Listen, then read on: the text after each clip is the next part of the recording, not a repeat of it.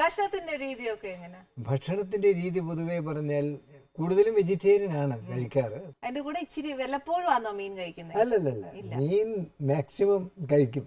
മീൻ ധാരാളം കഴിക്കും. എൻ്റെ വൈഫിന് വളരെ ഇഷ്ടമാണ് മീൻ. അത് കാരണം കഴിയുന്നതും മീൻ വാങ്ങി കഴിക്കാൻ നോക്കും. മീനും അതിന്റെ കൂടെ. അതെ, ഊണിന്റെ കൂടെ ഒരു നേരം ഒരു മീൻ വേണം. എല്ലായ്പ്പോഴും ഉണ്ടാവില്ല, പക്ഷെ എന്നാലും ഞങ്ങളത് ശ്രമിക്കും. നല്ല മീൻ കിട്ടുമോ നോക്കും. സാറിന്റെ സ്ഥലം എവിടെയാ ശരിക്കും? തളിപ്പറമ്പ്. രുചിയുടെ കണ്ണൂര്. അപ്പൊ ഈ സ്കൂൾ ഡേയ്സും കോളേജും ഒക്കെ തളിപ്പറമ്പിലായിരുന്നു? അല്ല, സ്കൂൾ ഡേയ്സ് ഒക്കെ അവിടെ സ്കൂളേ ഉള്ളൂ, കോളേജ് ഇല്ല. കോളേജിൽ പഠിക്കണമെങ്കിൽ ഒരുപാട് ദൂരം പോകണം. അന്ന് തലശ്ശേരിയിലായിരുന്നു ഒരു കോളേജ് ഉള്ളത്, ബ്രണ്ണൻ കോളേജ്. അത് വിട്ടാ പിന്നെ കോഴിക്കോടേ ഉള്ളൂ. കോഴിക്കോട് ഒരുപാട് ദൂരെയാ. പക്ഷെ ഞാൻ കോഴിക്കോടാ പോയി പഠിച്ചത്. ഹോസ്റ്റലിൽ നിന്ന് പഠിച്ചു. അപ്പൊ എപ്പോഴാ സിനിമയിൽ വന്നേ? സിനിമയിൽ വന്നത് ഒരുപാട് വർഷം കഴിഞ്ഞിട്ട്. അവിടെ കോഴിക്കോട് കോളേജിൽ പഠിച്ചത് അന്ന് PUC എന്ന് പറയും, ഇപ്പോഴത്തെ പ്രീ ഡിഗ്രി അല്ല. ശരിക്കും പ്രീ ഡിഗ്രി 2 വർഷമല്ലേ. SSLC അന്ന് 11ാം വർഷമാണ്. 11 വർഷം പൂർത്തിയായാലാണ് SSLC ആവുക. അത് കഴിഞ്ഞിട്ട് 1 വർഷമാണ് പ്രീ യൂണിവേഴ്സിറ്റി കോഴ്സ്. 10th അല്ല, അന്ന് 11th ആണ് SSLC. അപ്പോൾ അത് കഴിഞ്ഞാൽ പിന്നെ കോളേജിൽ പോയി പഠിക്കണം. അത് PUC പഠിക്കും. അത് കഴിഞ്ഞാൽ പിന്നെ വേറെ എഞ്ചിനീയറിങ്ങിന് പോവാം, മെഡിസിന് പോവാം, അല്ലെങ്കിൽ വേറെ ആർട്സ് സബ്ജക്റ്റ് പഠിക്കാം. നമ്മുടെ ഇഷ്ടം അത്രേ. പക്ഷെ PUC കഴിഞ്ഞതിന് ശേഷം പിന്നെ ഞാൻ കുറേ നാടകമായിട്ട് കറങ്ങി. ഒരു 2 വർഷം നാടകമായിട്ട് കറങ്ങി. അതിനോടൊരു താല്പര്യം വന്നു. അതൊരു അത്ഭുതമായിരുന്നു. എങ്ങനെ വന്നു എന്നുള്ളത് എൻ്റെ നാട്ടുകാർക്കെല്ലാം അത്ഭുതമാണ്. കാരണം ഞാൻ അങ്ങനെ ആയിരുന്നില്ല നേരത്തെ. വളരെ ഒരു ഇൻട്രോവേർട്ടായിരുന്നു, ആരോടും മിണ്ടില്ല. അങ്ങനെ കൂടുതൽ വീട്ടിൽ വളരെ വേണ്ടപ്പെട്ടവരോട്, എൻ്റെ ഫ്രണ്ട്സിനോടൊക്കെ മാത്രമേ സംസാരിക്കൂ. വളരെ റിസർവ്ഡ്. ഈ ഒരു റിസർവ്ഡ് പേഴ്സണ് നാടകത്തിലേക്കൊരു ഫസ്റ്റ് സ്റ്റെപ്പ് എങ്ങനെയായിരുന്നു? അത് കുറേ ഒരു എന്താ പറയുക, ചെയ്യാൻ പിന്നെ പാടില്ലാത്ത കുറേ കാര്യങ്ങളൊക്കെ ചെയ്ത് അടിയൊക്കെ വാങ്ങിച്ച് കുറച്ച് ആധ്യാത്മിക സ്വഭാവം എന്ന് വെച്ചാൽ അങ്ങനെയുള്ള ഒരു കുടുംബത്തിലെ ഒരു എന്താ പറയുക, ജനിച്ച് വളർന്ന കുടുംബം അങ്ങനത്തെ. അപ്പോൾ ഇത് ഒന്നുമില്ല, എല്ലാം അർത്ഥമില്ലായ്മയാണ്. ജീവിതത്തിന് യാതൊരു അർത്ഥവുമില്ല. മനസ്സിലായില്ലേ? അങ്ങനെ ഒരു ചിന്താഗതി വന്നുപെട്ടു. എന്നെ പ്രീ യൂണിവേഴ്സിറ്റിക്ക് പഠിക്കാനായിട്ട് കോളേജിൽ, ഗുരുവായൂരപ്പൻ കോളേജ് കോഴിക്കോട് പോയി ചേർത്തു. അവിടെ ഹോസ്റ്റലിൽ താമസിക്കുന്നു. ഹോസ്റ്റലിൽ താമസിക്കുമ്പോൾ വളരെ സ്ട്രിക്റ്റാണ് എല്ലാ കാര്യങ്ങളും. അപ്പോൾ വാർഡനൊക്കെ വന്ന് നോക്കും ഇവർ പഠിക്കുന്നുണ്ടോ. പഠിക്കുന്ന സമയത്ത് സ്റ്റഡി ടൈമിൽ നിശ്ചയമായും പഠിച്ചിരിക്കുന്നു. പക്ഷെ ഞാനൊന്നും പഠിക്കാൻ നിൽക്കില്ല. ഞാൻ എന്ത് ചെയ്യുമെന്ന് വെച്ചാൽ, എനിക്ക് മാത്സ് എനിക്ക് വളരെ ഇഷ്ടമുള്ള സബ്ജക്റ്റാണ്. അപ്പോൾ എൻ്റെ ക്ലാസ്മേറ്റ് മാത്സ് BSc പഠിക്കുന്ന പയ്യൻ.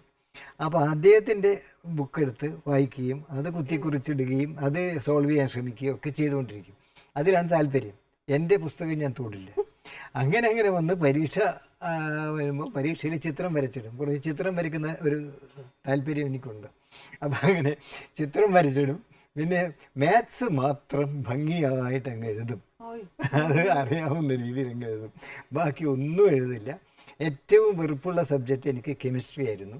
ആ കെമിസ്ട്രി സബ്ജക്റ്റിൽ പേര് മാത്രം ഞാൻ എഴുതി വെച്ചിട്ട് എന്തെങ്കിലും ഒരു പടം വരച്ച് വയ്ക്കും. അങ്ങനെ എന്നിട്ട് അത് മടക്കി കൊണ്ടുപോയി കൊടുക്കും. അങ്ങനെ ആ പരീക്ഷ എഴുതാതെ വന്നു. അപ്പോൾ എൻ്റെ അമ്മാവൻ പിന്നെ റിസൾട്ട് വന്നപ്പോൾ അമ്മാവൻ പറഞ്ഞു, നിൻ്റെ നമ്പർ എത്രയാണെന്ന് പറയാം, റിസൾട്ട് വന്നു, നീ എന്തൊന്നും നോക്കാത്ത. ഞാൻ പറഞ്ഞു, നോക്കണ്ട, കാണില്ല. അപ്പോൾ തന്നെ അമ്മാവൻ അത് വിട്ടു. എന്നിട്ട് പറഞ്ഞു, സാരമില്ല, നീ അടുത്ത പരീക്ഷയ്ക്ക് എഴുതുക, അടുത്ത പരീക്ഷയ്ക്ക് എഴുതിയിട്ട് പാസ്സായാൽ മതി എന്നും പറഞ്ഞിട്ട് എന്നെ പഠിപ്പിക്കാൻ വേണ്ടി കുറേ ഗൈഡ്സൊക്കെ വാങ്ങിക്കൊണ്ടുവന്നിരുത്തി ഒരു പ്രത്യേക ഒരു സ്ഥലത്ത് കൊണ്ടിരുത്തി പഠിക്കാനായിട്ട്. ഞാൻ പഠിക്കില്ല.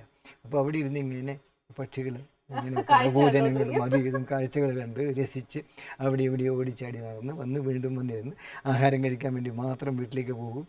ഒരു പ്രത്യേക സ്ഥലത്താണ് കൊണ്ടിരുത്തിയിരിക്കുന്നത്, വിജനമായ സ്ഥലം.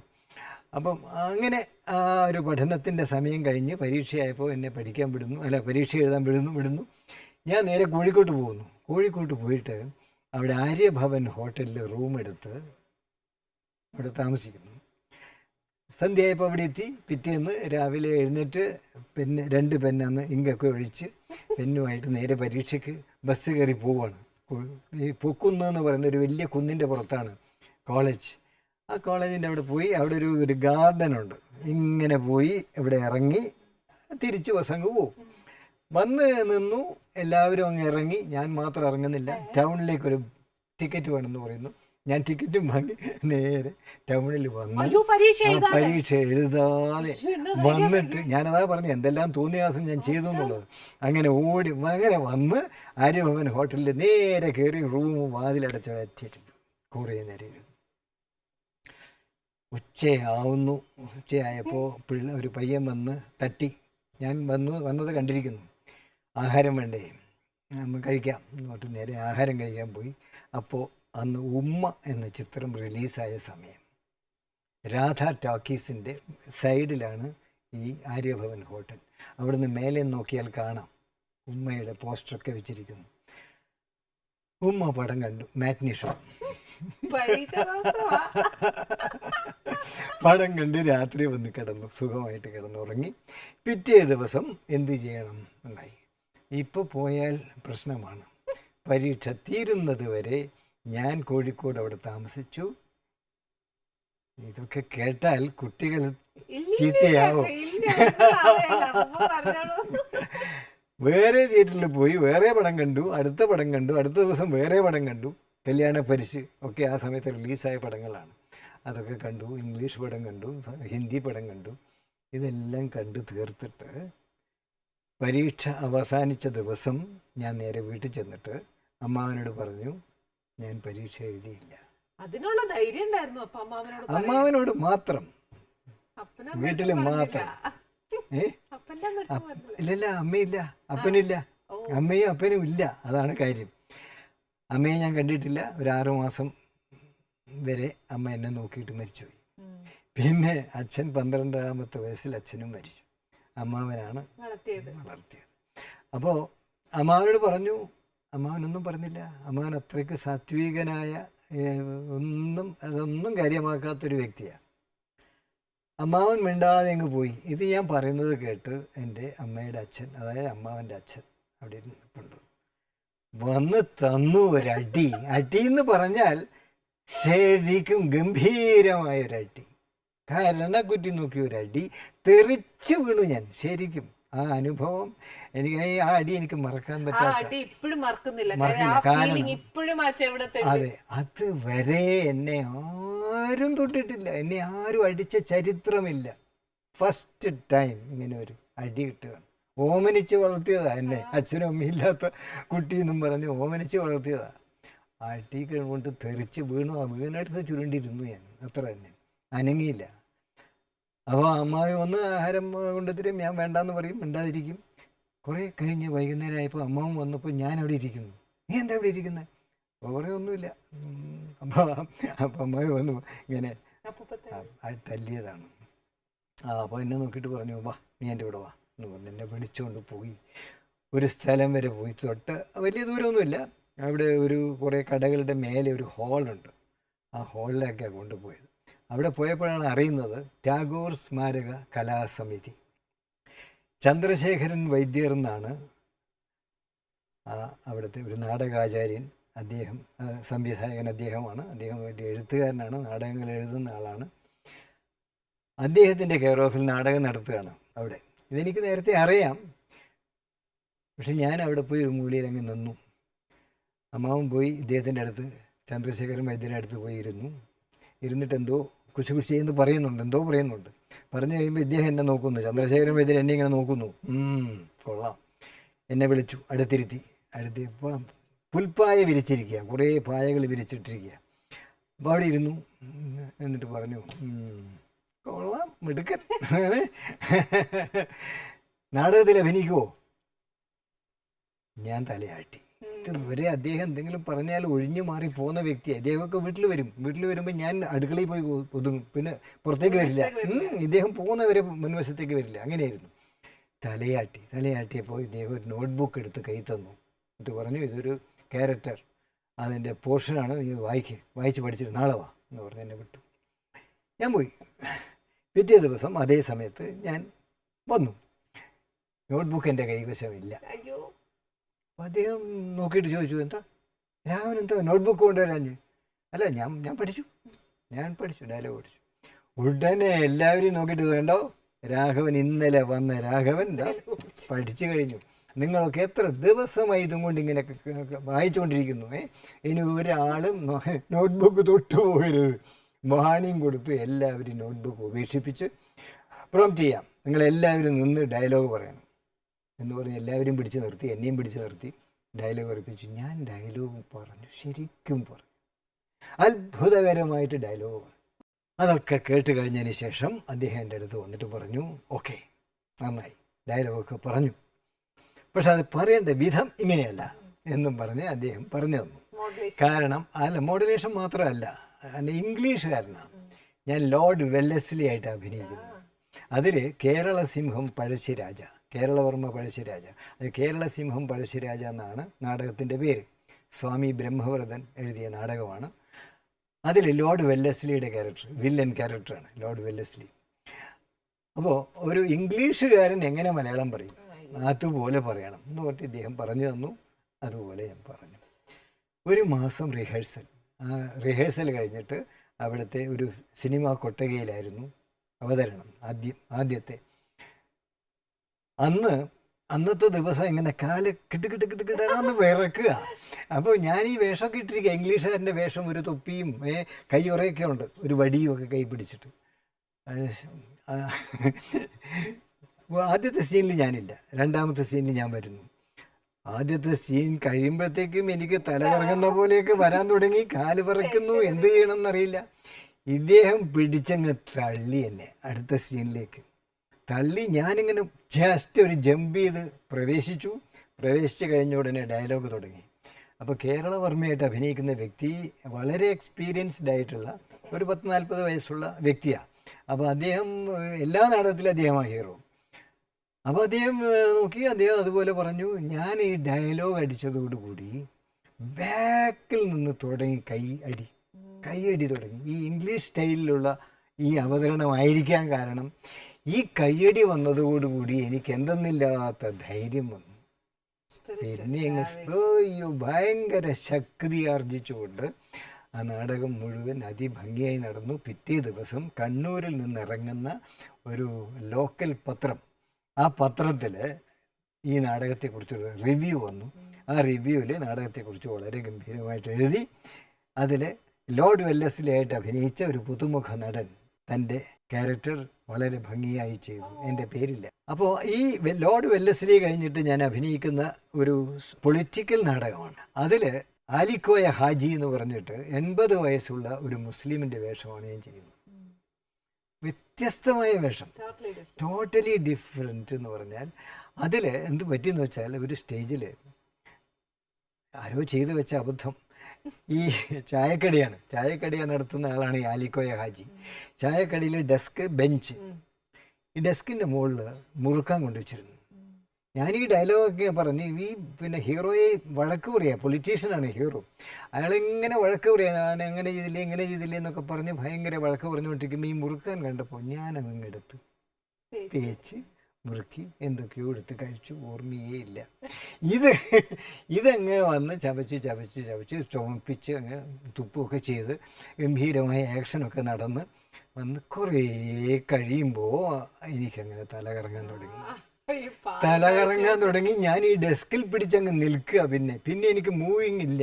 പക്ഷേ ഞാൻ ഡയലോഗ് പറയുന്നുണ്ട്, ഡയലോഗ് പറഞ്ഞുകൊണ്ടിരിക്കുന്നു, പക്ഷേ എനിക്ക് അനങ്ങാൻ വയ്യ, ഈ പിടുത്തത്തിൽ നിൽക്കുക. അപ്പോൾ ഈ പിന്നെ കർട്ടൻ പിടിച്ചുകൊണ്ടിരിക്കുന്ന ഒരു പയ്യനുണ്ട്, അവന് ഞാൻ ആക്ഷൻ കാണിക്കുന്നു, നീ കർട്ടൻ ഇട്.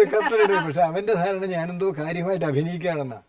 ഞാൻ എന്ത് ചെയ്തു, ഞാൻ ഈ വലിയ ഡയലോഗാണ്, ഒരുപാടുണ്ട്, ഒരു 1.5 പേജ് ഡയലോഗ് ഞാൻ അങ്ങനെ തന്നെ എഡിറ്റ് ചെയ്തു, മാറ്റി കട്ട് ചെയ്ത് കളഞ്ഞു. ഇവിടുന്ന് ജമ്പ് ചെയ്ത് വേറൊരു ഡയലോഗ് പിടിച്ചു, ഇവിടുന്ന് ജമ്പ് ചെയ്ത് മറ്റൊന്നിലേക്ക് പോയി. ഉടനെ എന്നെ ഒന്ന് നോക്കി ഈ പാർട്ടി, ആരെയും കേരള സിംഹം പഴശ്ശിരാജയായിട്ട് അഭിനയിക്കുന്ന വ്യക്തിയാണ് ഇപ്പോൾ പൊളിറ്റീഷ്യനായിട്ട് അഭിനയിക്കുന്നത്, വളരെ എക്സ്പീരിയൻസ്ഡ് ആയ ആളാണ്. എന്നെ ഒന്ന് നോക്കി അതിൽ കയറി അങ്ങ് പിടിച്ചു അദ്ദേഹം. അതിനനുസരിച്ച് കയറി പിടിച്ച് സീൻ അങ്ങ് തീർത്തു. കർട്ടൻ വീണു. വന്ന് എന്നോട് എന്താ രാഘവൻ എന്ത് പറ്റി? ഞാൻ പറഞ്ഞു എനിക്ക് അനങ്ങാൻ വയ്യ, എന്നെ പിടിച്ച് എവിടെയെങ്കിലും കിടത്തണം.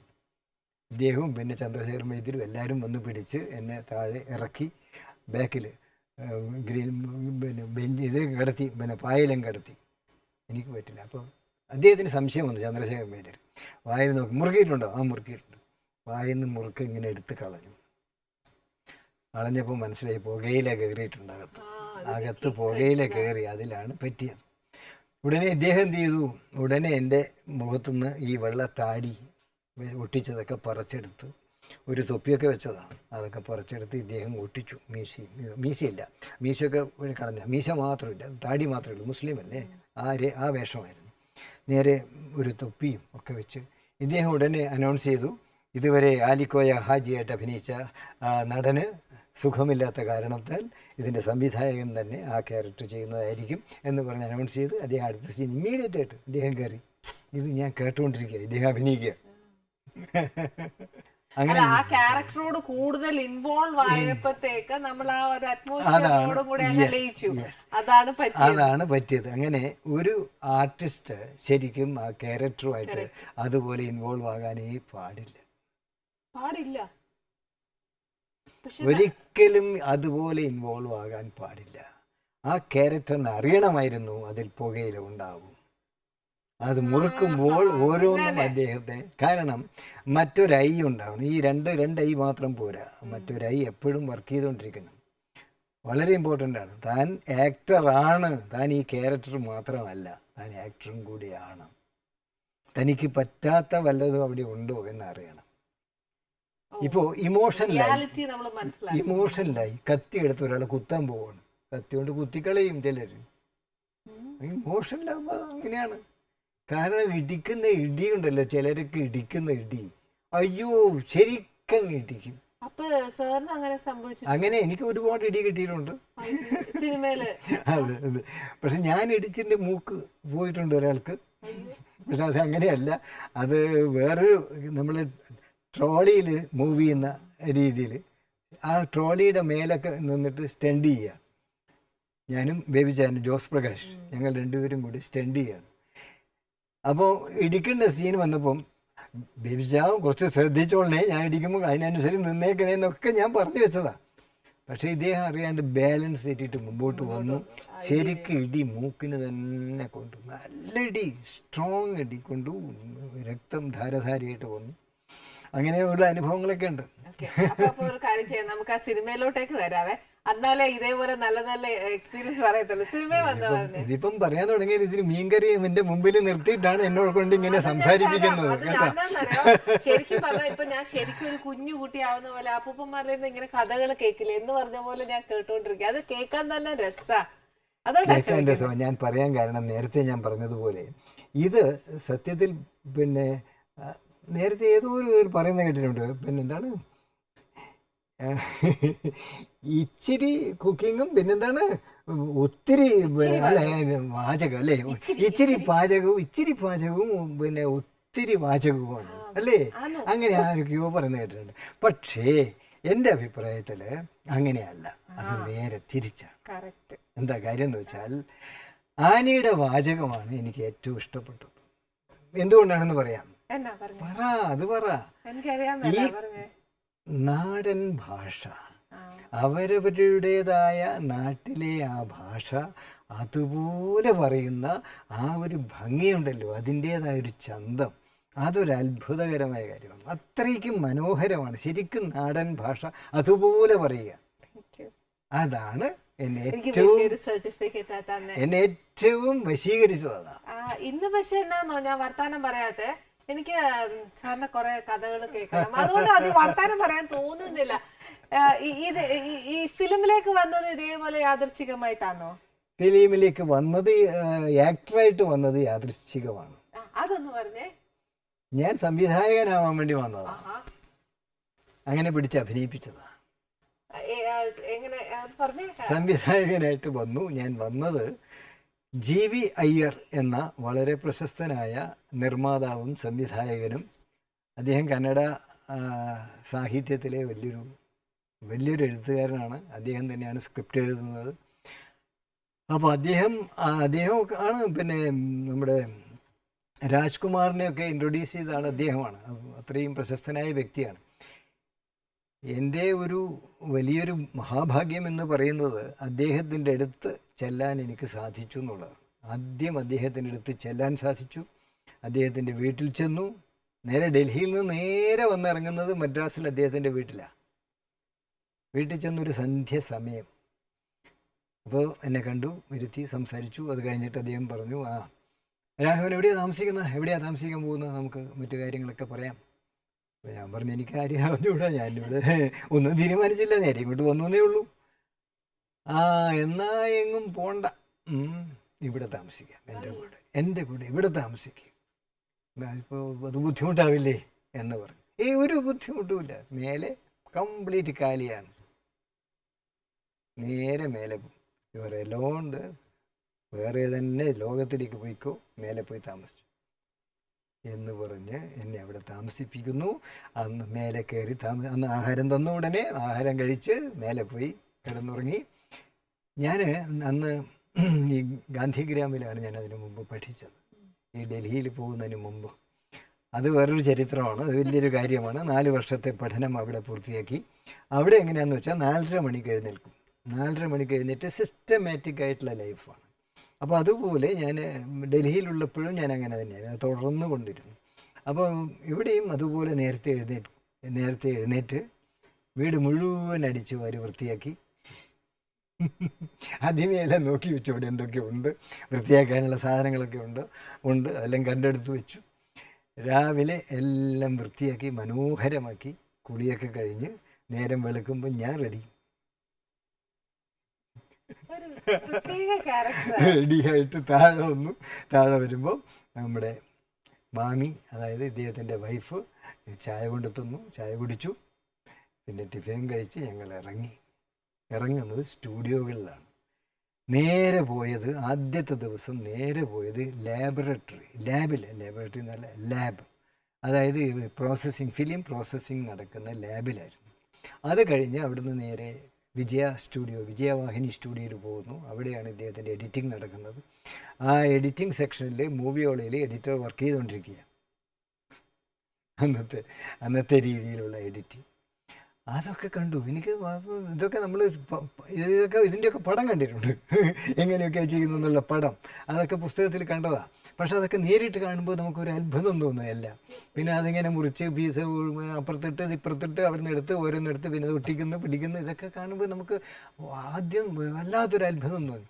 അത് കഴിഞ്ഞ് പിന്നെ വേറെ സ്റ്റുഡിയോയിൽ പോയി, അതിങ്ങനെ ഓരോ സ്റ്റുഡിയോ ആയിട്ട് ഞങ്ങളിങ്ങനെ പോയിട്ട് എല്ലാം കാണിച്ചു തന്നു. എന്നെ മനസ്സിലാക്കി തരാൻ വേണ്ടി അദ്ദേഹം വേറെയും 1-2 സ്ഥലത്തൊക്കെ കൊണ്ടുപോയി കാണിച്ച് നേരെ അദ്ദേഹം ഒരു കോട്ടേജ് എടുത്ത് വെച്ചിട്ടുണ്ട് ഓൾഡ് വുഡ്ലാൻഡ്സ് ഹോട്ടലിൽ. അവിടെ ചെല്ലുന്നു. അവിടെ ചെന്ന് റൂമിൽ ചെന്ന്, കോട്ടേജാണ്, അപ്പോൾ അവിടെ ഇരുന്ന് അദ്ദേഹം എഴുത്ത് പണിയാണ്, അടുത്ത സിനിമയ്ക്ക് വേണ്ടിയുള്ള സ്ക്രിപ്റ്റ് എഴുതുക. അപ്പോൾ ഞാൻ സ്ക്രിപ്റ്റ് എഴുതാൻ തുടങ്ങുന്നു. കഥയൊക്കെ ഏകദേശമൊക്കെ എനിക്ക് പറഞ്ഞു തന്നിരുന്നു. രാഘവൻ ഇരിക്കുന്നെങ്കിൽ ഇരിക്കാം, അല്ലെങ്കിൽ മദ്രാസ് വേണമെങ്കിൽ ചുറ്റിക്കാണാം, എവിടെയെങ്കിലും പോവാം. വളരെ ഹാപ്പിയായി ഞാൻ ഇറങ്ങിപ്പോയി. ആഹാരം കഴിച്ചതിന് ശേഷം പോയി. പിന്നെ ഒരു 4-4:30 മണി ആകുമ്പോൾ ഞാൻ വന്നു. പിന്നെ ചായയൊക്കെ കുടിച്ചു, കുറേ നേരം ഇരുന്നു. സന്ധ്യ ആകുമ്പോൾ ഞങ്ങൾ അവിടെ നിന്ന് ഇറങ്ങി വീട്ടിൽ ചെന്നു. അങ്ങനെ പിറ്റേന്നും അതുപോലെ ഇത് ഇങ്ങനെ തുടർന്നു 1 മാസത്തോളം. അങ്ങനെ 1 മാസം കഴിയുമ്പോൾ ഇദ്ദേഹം ഇത് പൂർത്തിയാക്കി, ഈ സ്ക്രിപ്റ്റ് പൂർത്തിയാക്കിയിട്ട് എല്ലാ ടെക്നീഷ്യൻസിനെയും വിളിച്ചിരുത്തി ഒരു ഡിസ്കഷനാണ്. അന്ന് അവിടെ ക്യാമറാമാന്, ആർട്ട് ഡയറക്ടർ തുടങ്ങിയിട്ടുള്ള മറ്റ് ടെക്നീഷ്യൻസൊക്കെ ഇരിക്കുന്നു. എന്നെയും വിളിച്ചു, ഞാനും ഇരുന്നു, ഇദ്ദേഹത്തിൻ്റെ വീട്ടിൽ വെച്ച് തന്നെ.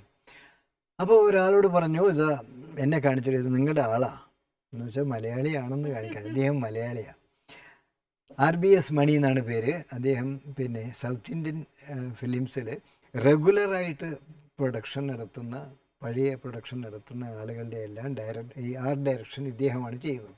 അത് കന്നഡമായാലും തെലുങ്കായാലും തമിഴായാലും മലയാളമായാലും.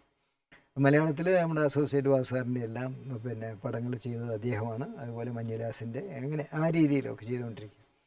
ഇദ്ദേഹം എന്നെ ഇങ്ങനെ നോക്കിയിട്ട് പറഞ്ഞു, രാഘവൻ അഭിനയിക്കൂ എന്ന് ചോദിച്ചു. അത് മലയാളത്തിലാണ് ചോദിച്ചത്. ഇദ്ദേഹം GVR ഉടനെ പറഞ്ഞു വൈ നോട്ട് എന്ന് പറഞ്ഞു. വെറുതെ അറിയാണ്ട് വൈ നോട്ട് എന്ന് പറഞ്ഞു. എനിക്ക് ഒന്നും പറയാൻ പറ്റില്ല, ഞാനൊന്നും മിണ്ടിയില്ല. അപ്പോൾ RBS മണി പറഞ്ഞു, A character is waiting for an artist, A character is waiting for an artist എന്ന് പറഞ്ഞിട്ട് ഞാനിങ്ങനെ നോക്കിയിരിക്കുക. രാഘവൻ അതിന് ഏറ്റവും സൂട്ടബിളാണ് എന്ന് പറഞ്ഞു എന്നെ നോക്കിയിട്ട്. അപ്പോൾ GVR പറഞ്ഞു ടേക്ക് ഹിം, കൊണ്ടുപോയിക്കോളാൻ പറഞ്ഞു. പിറ്റേ ദിവസം അദ്ദേഹത്തിൻ്റെ വണ്ടിയിൽ കാറിൽ എന്നെയും കൂട്ടി നേരെ സ്റ്റുഡിയോയിലേക്ക് പോവാം. ശ്യാമള സ്റ്റുഡിയോൻ്റെ മുമ്പിൽ അതിൻ്റെ പ്രൊഡ്യൂസർ, ഡയറക്ടർ എല്ലാവരും, പ്രൊഡ്യൂസറും ഡയറക്ടറും ക്യാമറാമാനും എല്ലാം ഒരാളാണ്. N പ്രകാശ് എന്നാണ് പേര്, നോർത്ത് ഇന്ത്യൻ ആണ്. അപ്പോൾ ഒരു വൺ ഓഫ് ദ പ്രൊഡ്യൂസേഴ്സാണ്. അതിൽ പിന്നെ വേറൊരു ശ്രീനിവാസൻ, RS ശ്രീനിവാസൻ എന്ന് പറഞ്ഞ RS മനോഹറിൻ്റെ അനുജൻ, അദ്ദേഹം പിന്നീട് കുറേ പടങ്ങളെടുത്തു. അദ്ദേഹം ഒരു പ്രൊഡ്യൂസറാണ്. N പ്രകാശും പ്രൊഡ്യൂസറാണ്, ഡയറക്ടറാണ്, ക്യാമറാമാനാണ്. അങ്ങനെ അപ്പോൾ അവിടെ വെച്ച് തന്നെ എഗ്രിമെൻറ്റ് സൈൻ ചെയ്യുന്നു. അങ്ങനെ ഞാൻ അതിൽ അഭിനയിക്കുന്നു. ഉടനെ അധികം താമസമൊന്നുമില്ല, വേഗം ആ സ്റ്റുഡിയോയിൽ വെച്ച് അഭിനയിക്കുന്നു. ആ ഷെഡ്യൂൾ മുഴുവൻ തീർന്നതിന് ശേഷം ഞാൻ കന്നഡ സിനിമയുടെ ലൊക്കേഷനിലേക്ക് പോകുന്നു. ഫസ്റ്റ് അഭിനയിക്കുന്നത് മലയാളത്തിൽ.